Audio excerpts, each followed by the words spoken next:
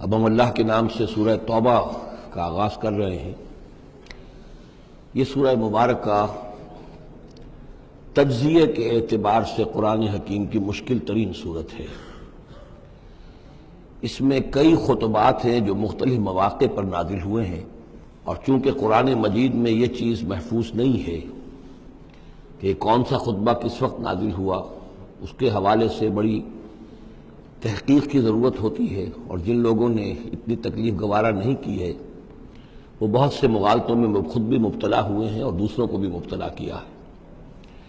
بہرحال پہلی بات تو یہ سمجھیے کہ یہ سورہ مبارکہ دو بڑے بڑے حصوں پر مشتمل ہے۔ پہلا حصہ پہلے 5 رکوعوں پر مشتمل ہے اور دوسرا حصہ 11 رکوعوں پر مشتمل ہے۔ فلسفہ دین اور فلسفہ رسالت کے اعتبار سے ان دونوں حصوں کے مابین فرق یہ ہے کہ نبی اکرم صلی اللہ علیہ وسلم کی بعثت ہوئی تھی، براہ راست بعثت جن میں سے آپ خود تھے، یہ بعثت خصوصی ہے، بعثت خاصہ ہے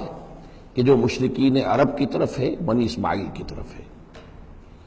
ایک آپ کی بعثت عمومی ہے پوری نوع انسانی کی طرف، آپ 2 بعثتوں کے ساتھ مبعوث فرمائے گئے۔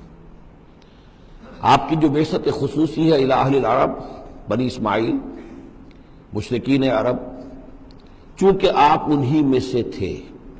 اور انہی کی زبان میں آپ نے آخری اتمام حجت کر دیا، لہذا ان کے ضمن میں اللہ تعالیٰ کا جو قدیم قانون ہے رسولوں کے بارے میں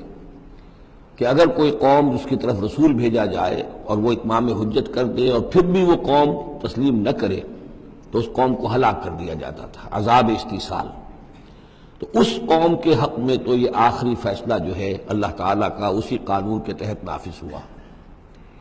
اس آخری فیصلے کا جو معاملہ ہے وہ ہے جو پہلے 5 رکوعوں میں آیا ہے۔ یہ حضور صلی اللہ علیہ وسلم کی بعثت خصوصی سے متعلق ہے، اہل عرب کی طرف۔ البتہ چونکہ آپ کی بعثت عمومی ہے پوری نوع انسانی کے لیے، آپ نے جزیرہ نما عرب میں دین کو غالب کر دیا، قائم کر دیا، بعثت خصوصی کا تو گویا کہ آخری مقصد آخری درجے میں مکمل ہو گیا۔ لیکن یہ بعثت عمومی کے کام کا آپ نے آغاز فرمایا ہے صلح حدیبیہ کے بعد۔ آپ نے 7 ہجری تک کوئی مبلغ، کوئی داعی کہیں باہر نہیں بھیجا، جب تک کہ جزیرہ نما عرب میں اس حد تک کامیابی نہیں ہو گئی کہ قریش نے آپ کو تسلیم کر لیا اور آپ کے ساتھ صلح کی، تو جس کو کہ اللہ تعالیٰ نے انا فتحنا لک فتحا مبینا قرار دیا ہے، اس وقت تک آپ نے اپنی پوری توجہ، آپ نے پورا وقت، آپ نے ساری صلاحیتیں، اپنی قوتیں مرکوز رکھی ہیں جزیرہ نما عرب کے اندر۔ البتہ جب اس حد تک کام پورا ہو گیا سن 7 میں، سن 6 میں صلح حدیبیہ ہوئی ہے، تو اس کے بعد آپ نے نامہ بر بھیجے، اپنے خطوط بھیجے، قیصر کے نام بھیجا، کسریٰ کے نام بھیجا، مقوقس کے نام بھیجا، نجاشی بھی اب جو اس وقت تھا، وہ نجاشی جو ایمان لائے تھے فوت ہو چکے تھے، ان کی تو غائبانہ نماز جنازہ بھی حضور نے پڑھائی تھی۔ اب جو نجاشی تھے وہ مسلمان نہیں تھے، ان کے پاس بھی خط گیا۔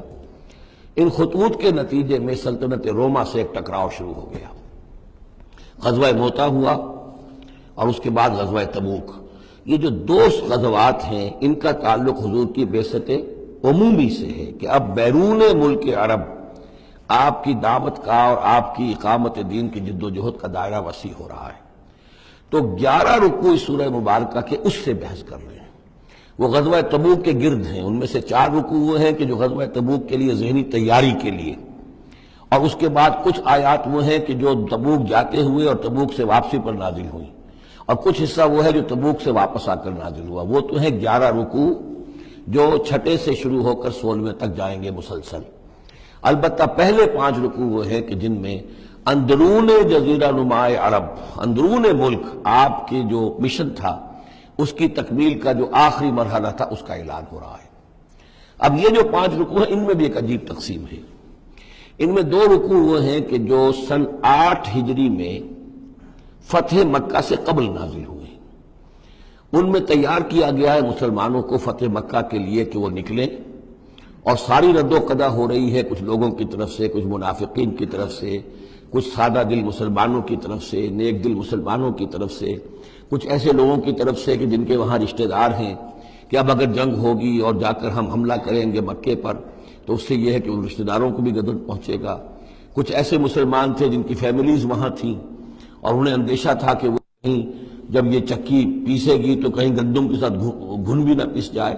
تو ایک رد و قضا ہے جو ان 2 رکوعوں میں آپ کو ملے گی کہ جو نازل ہوئے ہیں سن 8 میں فتح مکہ سے قبل، اور 3 رکوع وہ ہیں کہ جو نازل ہوئے ہیں سن 9 میں ذی قعدہ کے بعد۔ اور یہ جب کہ فتح مکہ ہو چکا، اس سال حضور نے حج نہیں کیا، پھر اگلے سال آپ نے بھی دوبارہ حج نہیں کیا، لیکن آپ نے ایک قافلہ بھیج دیا تھا کہ وہ جائے، اور اس کے امیر کی حیثیت سے حضرت ابوبکر صدیق رضی اللہ تعالیٰ عنہ تھے امیر الحج۔ لیکن جب وہ قافلہ روانہ ہو چکا تھا ذی قعدہ سن 9 میں، تو پھر وہ آیات نازل ہوئیں کہ جو 3 رکوعوں پر مشتمل ہیں، جن میں آخری اعلان کیا گیا ہے کہ اب آئندہ یہاں کوئی مشرک حج کے لیے نہیں آئے گا۔ سن 9 کا حج وہ مشترک تھا، اس میں اہل ایمان بھی تھے اور اہل شرک بھی تھے، مشرکین مکہ بھی تھے، ان کو بھی اجازت تھی۔ اور وہاں اعلان کیا گیا کہ آئندہ مشرکین کے ساتھ اللہ کا کوئی معاہدہ نہیں ہے، اور ایک مہلت دی جا رہی ہے اتنے وقت معین کی، اس کے اندر یا تو وہ اسلام لے آئیں اور یا ان کا قتل عام ہو جائے گا۔ یہ سخت ترین آیات ہے قرآن مجید کی کہ جو اس حصے میں نازل ہوئی ہیں، لیکن اس کا فلسفہ سمجھ لیجئے، یہ قائم مقام ہے اس عذاب استیصال کے جو عذاب قوم نوح پر آیا، قوم ہود پر آیا، قوم صالح پر آیا، قوم شعیب پر آیا، سدوم اور عمورہ کی بستیوں پر آیا، آل فرعون پر آیا۔ وہ اب مشرکین عرب پر اس لیے آنا ضروری تھا کہ ان کی طرف حضور بھیجے گئے، انہی کی زبان میں کتاب اتار دی گئی، ان پہ اتمام حجت ہو گیا، حق مبرہن ہو گیا۔ اب اگر وہ ایمان نہیں لا رہے ہیں تو عذاب استیصال کے مستحق ہو چکے ہیں۔ البتہ یہ کہ انہیں پہلی قسط جو دی گئی عذاب کی وہ تو غزوہ بدر کی شکل میں تھی، اب آخری یہ ہے کہ چیلنج کر دیا گیا کہ اب اتنی مدت کے اندر اگر تم ایمان لے آؤ گے تو تمہاری خیریت ہے، نہیں لاؤ گے تو تمہیں قتل کر دیا جائے گا۔ اور اس میں خود بخود امپلائڈ تھی یہ بات کہ اگر تم نہ ایمان لانا چاہو نہ قتل ہونا چاہو تو جزیرہ نماء عرب کو خیر بات کہہ کے چلے جاؤ، جہاں سینگ سمائے چلے جاؤ، اب عرب میں نہیں رہ سکتے۔ اس جزیرہ نماء عرب کو پاک کر دیا جائے گا شرک سے۔ تو 2 رکوع وہ 3 یہ، اب اس میں ایک اور کمپلیکیشن ہے، یہ 2 رکوع پہلے اور 3 رکوع بعد میں، ترتیب زمانی تو یہ ہے، ان 3 رکوعوں کا ایک رکوع پہلے نکال کے لے آیا گیا ہے۔ جیسے میں نے کہا تھا کہ سورہ انفال میں ایک آیت جو تھی کہ جو بڑی اہم تھی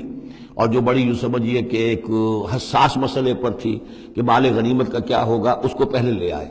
حالانکہ اس کا اصل حکم، اس کی اصل بحث جو ہے وہ سورت کے اندر چل رہی ہے، جا کے وسط میں آ رہی ہے۔ اسی طریقے سے قرآن کا اسلوب ہے کہ جو خاص بہت اہم شے تھی، اگرچہ وہ ان 3 رکوعوں سے متعلق ہے جو بعد میں نازل ہوئے ہیں، لیکن ان کو پہلے سب سے پہلے صورت میں رکھ دیا گیا ہے۔ تو گویا کہ پہلے 5 رکوع بھی 3 حصوں میں ہیں۔ پہلا رکوع جو 6 آیات پر مشتمل ہے، یہ وہ 6 آیات ہیں جن کو دے کر حضرت علی کو بھیجا حضور نے صلی اللہ علیہ وسلم، وہاں جا کر حج کے اعلان کرو، اعلان عام کر دو میری طرف سے کہ اب مشرکین کے ساتھ کوئی معاہدہ نہیں۔ اس کے بعد وہ 2 رکوع ہیں جو ایک سال پہلے جو ہے نازل ہوئے ہیں فتح مکہ سے قبل۔ پھر 2 رکوع وہی ہیں کہ جو ان 6 آیات کے تسلسل میں ہیں جو ذی قعدہ سن 9 ہجری میں نازل ہو رہے ہیں۔ تو یہ 3 حصوں میں پہلے 5 رکوع ہیں، لیکن ان 5 رکوعوں کا تعلق محمد الرسول اللہ صلی اللہ علیہ وسلم کی بعثت خصوصی کا جو تکمیلی مرحلہ ہے در حقیقت اس سے ہے۔ صدق اللہ العظیم۔